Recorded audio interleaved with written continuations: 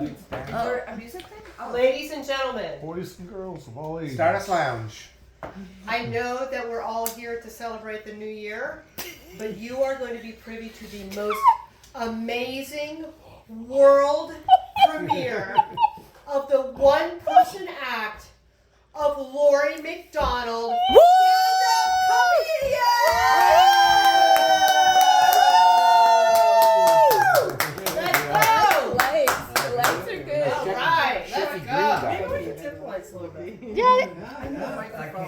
Alright, you do. Alright, Lord, no, Miss Mizelle or something. it's but so much. I kind of like the low key. I do too. Let's go. Yeah, lower. Oh, That's much That is better. much better. Okay.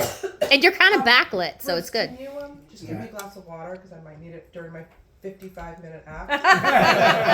Anybody have to go to the bathroom? Go now. Can I just say, That was funny. this is the easiest fucking audience because you're fucked up already. You waited till after. So we had the gummies kicking it. I know, I timed it perfectly. Okay, wait, where's Bruce? He's getting your water. Sorry, I can't. I mean, I'm a star. You know, you got a tough act to follow because Shecky Green died today. Oh God, What a bummer. Did you just say who's that? Yes. Who is that?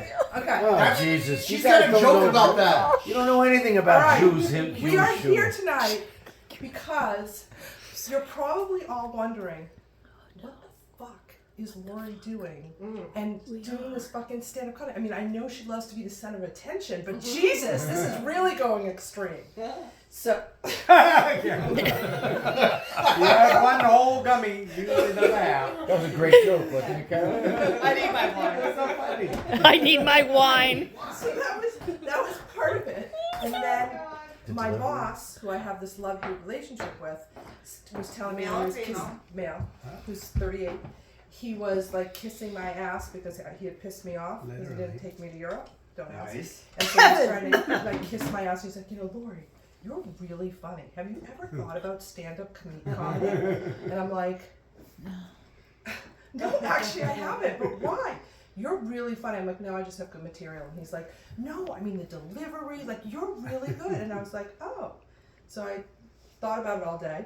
And I like came home and I'm like, Bruce! Oh my God, Bruce! I have big news! And he's like, what? And I was like, I'm gonna be a stand-up comedian. Look, we can't hear you. The mic is. I don't. It's not working. So he says, That's like a memorial it camp. isn't working. So I say, I'm gonna be a stand-up comedian, and he goes, can you stop? Do you have something to say to the comedian? Okay, this is a good point. So I say, I'm gonna be a stand-up comedian. He goes, what? And I said, I'm gonna be a stand-up comedian. You know, Bruce, he's patient. He's like supportive. He's kind. Like all the things I'm not. He goes, you can't fucking do that. And I'm like, why not? He goes, because somebody's gonna work and make all the money so I can continue to work out and do what the fuck I want. And I said, no, I'm Is she gonna serious. roast all I'm of us? fucking serious. I mean, look at how I look. Like, I can't stop working. And I was like, no, you're misunderstanding. I'm not going to do that full time. I have to, like, get a name for myself, start making money, and then when it's equal, I'll do it. And he was like, oh. He goes, and he's still shaking his head at me. I'm like, dude, where is the support? And he's like, I still think you're doing this because you think you're Mrs. Maisel. And I was like, I don't. Yeah. But actually, now when I think about it, we actually have a lot in common. You do. And he's like, really? What? I'm like, well, we're white. He's like, and then I'm like, well, we're both brunette. He's like, okay. And I'm like, we're both fucking gorgeous. And he's like, Yes. yeah. And I was like, so if you know anything about Bruce, he wants to be right. It doesn't mean if he's like effective. And so he doesn't believe in lying. And so when I say like, do I look fat in this? He goes, yeah. And when I say, can you make me look skinny in a picture? He goes, well, you should be skinny if you want to look skinny. So he's like brutally honest. And so I said, so yes, I'm white. Yes, we're brunette. Yes, we're both drop dead gorgeous. We're both Jewish. I mean, of course, like that's a natural thing that we're all the same. We both have one arm. Oh no, wait, she doesn't. Okay. But we're still like very, very similar. The only thing where I had a problem is if you've ever watched Mrs. Maisel, she has a famous line where she says, "Tits up!" And these tits are not ever going to go up. All right, so You both make a mean brisket. yes, we both yes. I mean, So okay, so I go through this and I say this is I want to do it, and yeah, it has a little bit to do with Mrs. Maisel. But then when I thought about the material I would have between Bruce and me, our kids. I mean, I've got the perfect one who I don't stalk or have any boundary issues with or anything. he's so perfect. He is. Zero. And then I have just the material who's depressed and anxious and has a binge eating disorder and has diabetes and is He's the only, original. he's the only person on Ozempic gaining weight. So, it's like you just never know. This video is gonna help. I'm sure. It's going to. I'm talking to the patients, so I was like, so I have all that material, and then I look out at all of you, and you're fucking crazy. Between you, I mean, half of you are divorced, And I'm screwed up. half of you are fucked up, and your kids are fucked up, and my kids are fucked up. I'm like, do you know what kind of material I would have, like, without even trying? And so I think with all of those things together, I was sort of like, I need to try this. And so I thought about, like, what am I going to talk about? And it feels like it's sort of like the elephant in the room. Uh-oh. And not my ass. But Or your CPAP machine. not my CPAP machine, but like, what should I be like talking about? And of course, it came to me that I have to talk about my arm because like there's so much you guys don't know from when I was really young that really makes me the person that I am today. And so I thought I would take a little step backwards and share what happened. So my parents wanted me to overachieve in everything and make me feel like I could do anything that I could do. I was just like everybody else. It was like pounded into my head. So I water skied and I played tennis and I played basketball and I played softball and I did gymnastics and all these different things and water skied. And so I believed, I'm like everybody else. I didn't even know I had one arm until 5th grade when this kid, Sean Fitzgibbon, because you never forget those names, said to me, started calling somebody Captain Hook, and I'm looking around like, who's he talking to? It's not me. I have 2 arms. My parents never told me I didn't.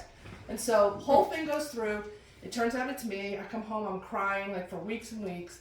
And so my father's driving me to school one day, and I go, Daddy, that's Sean Fitzgibbon. And this is a true story. So they say that when you try to do comedy, you should do like real true stuff. So this is true.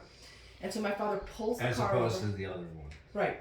So my father pulls over the car, jumps out of the car, this is when I'm in 5th grade, jumps on top of Sean Fitzgibbon. He's like, are you calling my dad, Captain Hook? He goes like, and Mrs. Williams, the crossing guard, is standing there like, Mr. Seelig! And so we all go out, and then we get called into the principal's office at the end of the day. What's your name? Your dad too? No, not my dad. Just us. C-leg? Seelig. Seelig. S-E-L-I-G. I know C-leg. S-E-L-I-G. Yeah. All right. And so we go into the principal's office, and there's Sean Fitzgibbon with me and my sister, and he is forced to apologize to us. Nothing happened to my dad. But I came home and I was pissed because I'm like, wait a minute, you guys didn't tell me I was missing an arm. Like, you told me I was like everybody else. So I was like, shit. So I try to adapt, and everything goes back to normal. And then 7th grade comes, and you go in with all these different kids, and I become best friends with this girl, Melissa.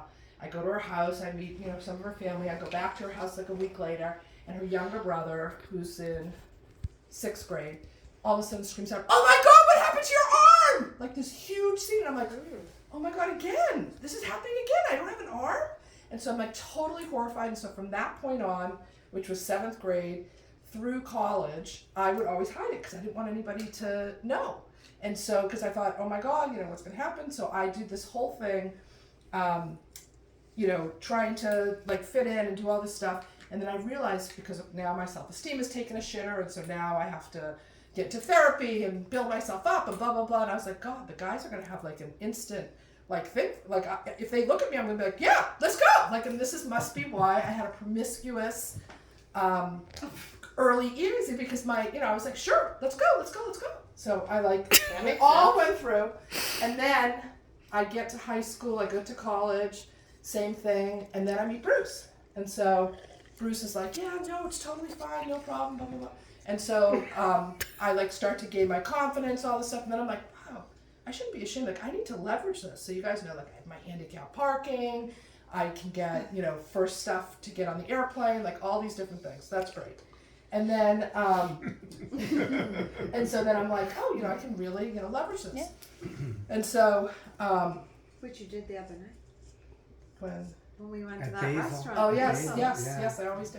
And so, You know there's no handicap parking? so now They that let you her go take it. through, You got a table right There was away. no Yeah, handicap right away. parking. Wow. when you go through the security, everything that goes off, all the alarms go off, and they have to feel me down. Be like, okay, female assist. I'm like, no, I don't need a female. I'll take that guy, the hot one. They're like, he can do it.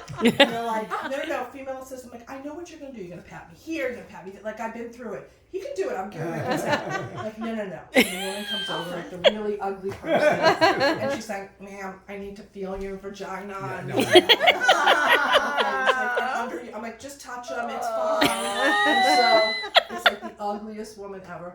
And so she's like, so I'm gonna is there anything that's sensitive? Anything that hurts? And I was like, no, it's fine. So she's like this, and then she goes like this, and I go, ow! And I was like, oh my God! And her manager comes over, she's like, what did you do? You have to ask it. I said, it's okay, I'm just kidding. Totally fucking mortified. I mean, I did that multiple times. So all that happens, and then I start to I make jokes about it, make people feel comfortable about it. I'm sure it had something to do with my new job, woman, one hand, the whole thing, goes hand in hand. And so, Write that down. Write that one down. all right. Right. So I lost track. I can't remember what I was saying. So I'm gonna go for this for the end. So I thought, how am I gonna end this? And I realized it's New Year's Eve. And what does everybody do on New Year's Eve? Make a resolution. Make resolutions. So I looked into I this. didn't do that.